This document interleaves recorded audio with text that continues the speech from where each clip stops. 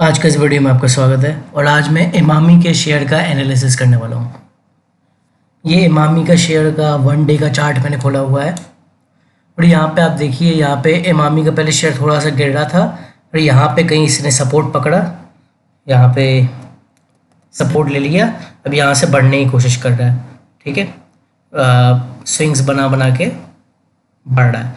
अब यहाँ पे आप ये देखिए, यहाँ पे बढ़ रहा है, यहाँ पे छोटी मोटी रेंज भी बन रही है। अगर आप ध्यान से देखें तो ये एक यहाँ पे ऐसे और एक नीचे की तरफ से लाइन, तो एक ये रेंज बन रही है, ऊपर की तरफ जाते हुए बन रही है। तो इस रेंज का काम क्या होता है, ये इस तरीके से इसका मूवमेंट होता है और ये जब इसका ये ऊपर वाली लाइन जब टूटती है, समझ रहे हैं आप, ऊपर वाली लाइन जब टूटती है तो इसमें एक ब्रेकआउट होता है और हमें तेज़ी देखने को मिलती है। अब इस रेंज के लिए ये है कि इस वाली जो लास्ट कैंडल थी, मतलब कि 4 अप्रैल की, इसके वॉल्यूम बढ़िया थे, ठीक ठाक थे, मतलब कि इसके वॉल्यूम थे 1.6 मिलियन के आसपास और इसमें 6-7-8 लाख के वॉल्यूम रहते हैं, तो बहुत ज़्यादा अच्छे भी नहीं वॉल्यूम, लेकिन कम भी नहीं, अच्छे वॉल्यूम थे। अब जब ये रेंज टूटे, इसके बाहर प्राइस जाए, तो इसमें फिर क्या होगा, इसका जितने अच्छे वॉल्यूम होंगे उतना बड़ा ब्रेकआउट होगा, इसमें रेंज बाहर जानी चाहिए।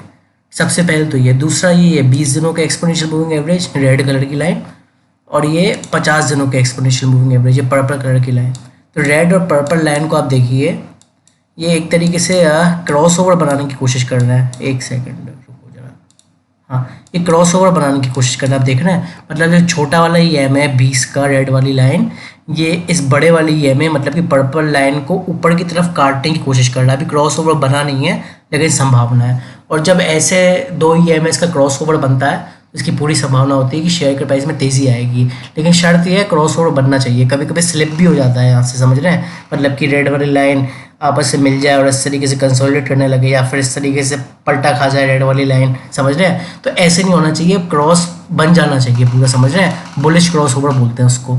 तो अब आपको क्या करना है, अगर आपको बाइंग करनी है तो सबसे बढ़िया बाइंग के लिए तरीका रहेगा, इस वाली कैंडल का जो हाई था, 4 अप्रैल का हाई था, वो 598.80 का था।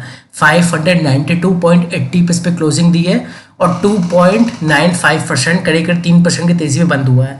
तो आप इस वाली कैंडल के हाई जो है, मतलब कि करीब 599 का है हाई, तो आप राउंड फिगर के 600 के लेवल के ऊपर बाय करेंगे तो ठीक है, 600 के ऊपर बाय करेंगे।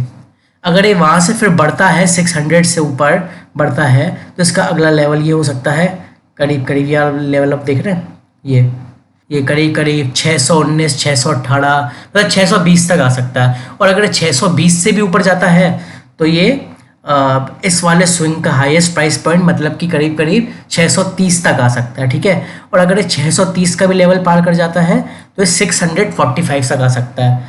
645 तक मुझे आता हुआ दिख रहा है। ये ज़्यादा से ज़्यादा हो सकता है कि ये 650 तक आ जाए, लेकिन 650 को छू के ये वापस गिर सकता है। ठीक है, तो यहाँ से 650 तक जा सकता है, तो करीब 10% तक बढ़ सकता है। लेकिन इसमें एक चैलेंज है। इसमें चैलेंज क्या है, नेचर ऑफ शेयर। इमामी जो एक शेयर है, ये मुश्किल से बढ़ता है, आसानी से नहीं बढ़ता। इसमें मतलब काफ़ी समय इसमें ऑब्जर्व कर रहा हूँ, तो ऐसे नहीं कि फ्रीली बढ़ रहा है, एकदम से बढ़ गया, बड़ी बड़ी कैंडल बन गई, बड़े बड़े अप मूव्स दे दिए। इमामी में ऐसा नहीं होता है, थोड़ा मुश्किल से बढ़ता है, ये तड़फा के बढ़ता है, मतलब आसान शब्दों से कहूँ तो। अब यहाँ से तो इसलिए बढ़ गया क्योंकि इसे सपोर्ट पकड़ना था, इसे सपोर्ट पकड़ लिया इसलिए बढ़ गया। लेकिन अब यहाँ से जो ऑलरेडी बढ़ा हुआ है, या इसको आगे की चाल अगर तय करनी है, आगे की चाल बढ़नी है, तो बाइंग का स्ट्रॉन्ग इंटरेस्ट आना चाहिए, मतलब लोगों का फुल इंटरेस्ट आना चाहिए बाइंग में, तब जाके 650 तक आएगा। नहीं तो फिर क्या होगा, ये मान लो 600 से ऊपर भी निकल गया और सस्टेन नहीं किया तो वापस इसी लेवल पे आ सकता है। तो कहने का मतलब ये काफ़ी मुश्किल से खिसकता है शेयर। तो इस चीज़ को ध्यान में रखते हुए बाय करना है आपको, मतलब ये नहीं सोचेंगे मतलब 15-20% कमा लूँगा शेयर में या फिर बहुत प्रॉफिट हो जाएगा। तो थोड़ा ध्यान में रखिएगा इस बात को। अगर ये चीज़ आपको एक्सेप्ट है, इसका स्लो नेचर एक्सेप्ट है इस शेयर का, तो आप बाय करें इसको। ठीक है, आज के इस वीडियो में इतना था, थैंक यू।